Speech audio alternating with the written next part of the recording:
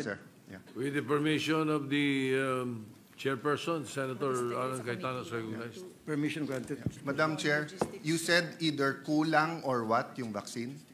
So no, I was saying that the issue raised by Senator Tulfo is on expired medicines na hindi nagagamit. So sayang, di ba? Sayang ang pera ng tao. Tapos sabi ko, in the previous budget defense just last week, meron namang si Senate President asked naman about yung supplies naman na kulang. So I was saying that it's two issues on the different side of the coin, 'di ba? Yung on the one hand, may gamot na kulang, nauubusan, hindi ma-deliver sa tao. On the other hand, there are other medicines na sobra-sobra at nasasayang and that ang pera. is the answer of the DOH. It's not my answer, it's the answer of Yes. DOH. So let me just say, for the record, it's completely wrong. And they are, I'm not allowed to say bini-BS tayo, no? Because you talk to all the mayors, and I'm married to a mayor, they're either late, kulang, or malapit na mag-expire. All around the world, ang flu vaccine, lalo sa matatanda, ay binibigay ng March at April.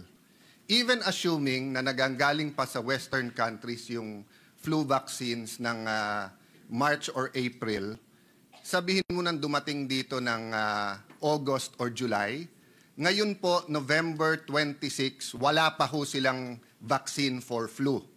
And it expires on December 31. Yung mga matatanda na iba, ayaw na nila ng flu vaccine ng November late. Ngayon, late na late. Secondly, doon sa routine vaccine that you fought for, Madam Chair, that you fought for, ever since Secretary Herbosa took over, it's late or kulang. Wala talaga, hindi dumadating. Wag nila sabihin may sobra and ibang issue yon. And etong problema, Senator Tulfo, thank you for this time. Yung parents, ayaw nang pabukunahan yung ibang anak kasi nagdi-deliver sila 1 month na lang, expired na eh. Paano nangyari yon? Pumunta ka sa private doctor, 2, 3, 4 years yung expiration ng ibang vaccines. I'm not talking about the flu, I'm talking about the routine. So in my time, I don't want to take the time of Senator Risa and Senator Tulfo. We'll go into that, Madam Chair. Pero, you know, sabihin na nila kung anong problema, kung bakit, 2 years na eh. 2 years na, parating late. If you want, patuloy natin to tomorrow, let's randomly call 10 mayors and 10 governors. They'll tell you all the same thing. The DOH is not delivering enough. Tapos pag nag-deliver, late. Tapos pag nag-deliver, ready to expire na ito. Can you imagine last year? Maraming hindi na bakunahan, tapos na yung pandemic. Nung pandemic nga, gumawa ng paraan eh. Na kahit na naka-lockdown, nagkakagulo yung mga health, yung mga experts natin kung paanong ituloy yung bakuna. Pero last year, nandyan lahat ng pera, lahat ng bakuna nandyan. Hindi nila ma-deliver. Panay excuses eh. Madam Chair, last point. Hindi pwedeng bumili ang LGU eh. So wala silang choice. Ibigay na lang ng DOH yung pera sa LGU, sila bibili. Maraming vaccine nung yung routine sa mga bata, hindi pwede. So, Mr. Chair, sorry, Senator Tulfo, alam mo naman respeto ko sa iyo at never ako nag-i-interrupt. Pero okay. Yung ganong klaseng sagot ng DOH, huwag tayo magbuluhan dito. Health ng mga bata to future ng bansa to, tapos ganyan ang sagot natin na meron ganito, merong. Hindi totoo yun. 2 years na. Kailan magbabago yan? Can you guarantee us? O yun, isang tanong lang. Can you guarantee us in 2026 there'll be no delays? Because if not, let's get a secretary who can. Cambodia at saka Laos hindi nalilate yung bakuna Pilipinas nalilate yung bakuna. Sorry for that, Mr. President. Yes, we took that up the last time around, if the chairperson will recall. The LGUs may, but ang presyo, times 10. Kung 10 pesos ang bili ng DOH, pag LGU ang bumili, Mr. President, nagiging 150 pesos or 100 Mr. pesos. President, hindi lahat po I just called yung city health namin. There are certain vaccines they're not allowed to buy kasi DOH lang ang pwede. Yeah. Anyway, doon man sa pwede, eh, mas mahal, kaya hindi Paki- sila pwede. Okay, Go ahead. can I give a quick response, no? Go ahead, Mr. President. So, Mr. President, the Secretary admits that they've had a major procurement problem. In fact, he has fired their procurement officer. As to whether they can handle it better next year, I don't know yet if there's an answer, because the Secretary admits that given the billions of pesos involved here, there is so much competition among the bidders, and this representation recognizes that that is an issue, but that this representation also recognizes that if there's a will, there's a way, because if Cambodia and Laos, if we do our job well, hindi dapat... Madam Chair, just as a follow-up. Let me complete my sentence. These bidders should be the ones following our rules and not dictating. Because of the delay, then we are now putting, I am one with His Honor, that we are putting our children's lives at risk. Yes. Sorry to interrupt, Madam Chair, but you're talking about bidders. Hindi ba ang ginawa ng DOH dinaan sa UNICEF? Di ba ang procurement nyo ng vaccines ng routine dinaan nyo sa UNICEF? According to the Secretary, before it was, and this representation also remembers, before, like for example, the hepatitis what's B before, vaccine Madam was Chair, passed last year? through UNICEF.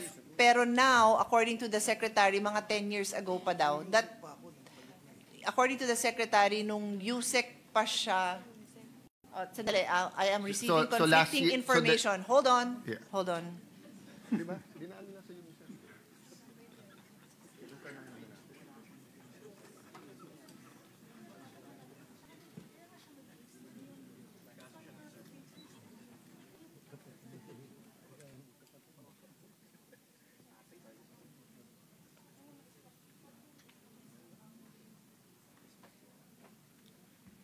Yan yung pinail sa Ombudsman, no? A release of 1.2 billion to UNICEF from February to July 2024. Ano yung matagal na at dati? At coincidence lang ba kasi tumatakbo yung secretary sa WHO? That's why I said, give me a minute to get a clear response. So, due to the measles outbreak, there was a purchase. Is it a one-time purchase? There was a one-time purchase through UNICEF because of the measles outbreak. But aside from that, they do not purchase from UNICEF. So, His Honor is correct. So, There no, was a purchase. Yeah, so the point is kasi, hindi dapat magkaroon ng problema sa bidders eh. 'Di ba? Ang passport, 3 years nagka-problema sa Aquino administration. 1.5 years, 1 year nagka-problema before my time sa DFA. Noong time ko, 9 months kaming ginugulpe. Then we solved it. O sa LTO, 3 administrasyon, umupo si Vince Dizon. In 3 months, na-solve niya. Plaka ng kotse. Di ba, Senator JV, Senator SP, I think, di ba, nung term mo rin yun nung daming problema sa LTO di ba, yung plaka tsaka yung even lisensya. Na-solve lahat Di ba? So, I mean, eto, immunization sa mga bata, you don't know how to slap people around. May mga siraulong bidder dyan, naloloko-lokohin yung bidder, di pakulong nyo. You cannot, sorry Senator Tulfo, usually ako malamig uno, ikaw mainit ulo, pero you cannot guarantee, I'm not talking to you, my dear ate, I'm talking to the DOH family and the secretary. Natin si Senator Tulfo sa podium. If the secretary cannot guarantee us that in next year there'll be no delays, of course, yung delays that are not foreseen, di ba? Kung may bagyo or nagsara ang mga port at hindi ma-deliver. But yung delays that happened the last 2 years, he has no business being secretary. Imagine, Mr. President, nandito tayo ngayon, 7 p.m., nakikinig tayo, nakailan beses na ang DOH. Hindi nyo magagaranti na bakuna lang, hindi on time. 30% of our kids are endangered of stunting. Ilan sa kanila ang endangered dahil nga sa kahirapan dito sa mga sakit na i-prevent ng bakuna. Ang dami natin pinag-uusapan dito, budget nyo, laki-laki. Tapos, yung on time lang yung bakuna. O ibigay nyo lang sa Senate. Yung pera, kami na magbibid. Kami na magdi-deliver. Sorry, Senator Tulfo, but thank you for this intervention. But I think it's unacceptable that we do not have a hard answer here that hindi madidelay ang mga bakuna. We're not talking about all kinds of medicines and competing. Ang pinag-uusapan pa lang natin yung routine na bakuna plus sa senior citizen na yung flu. Yung flu lang, hindi natin ma-solve yun. To be fair, past administration, November din. Kung yun ay ginawa ni Secretary, at least may isa siya na hindi nagawa ng ibang administrasyon. Pero wala eh. Imbis na November 1, nandito na. November 26 na, wala pa rin. Kasi tayo, komportable tayo. Nagkasakit tayo, may St. Luke's, may Asian, may Makati Med. Pero paano naman yung mga kababayan natin na may nanay na 80 years old na napakahirap? Pagka nag-flu, tapos nagka-pneumonia, mamamatay na lang. Hindi natin bibigyan ng bakuna? It's just unacceptable, Mr. President. We understand the frustration, Mr. President. Just to put on record, because the Senate President asked a very similar, well, identical question about the vaccines, no?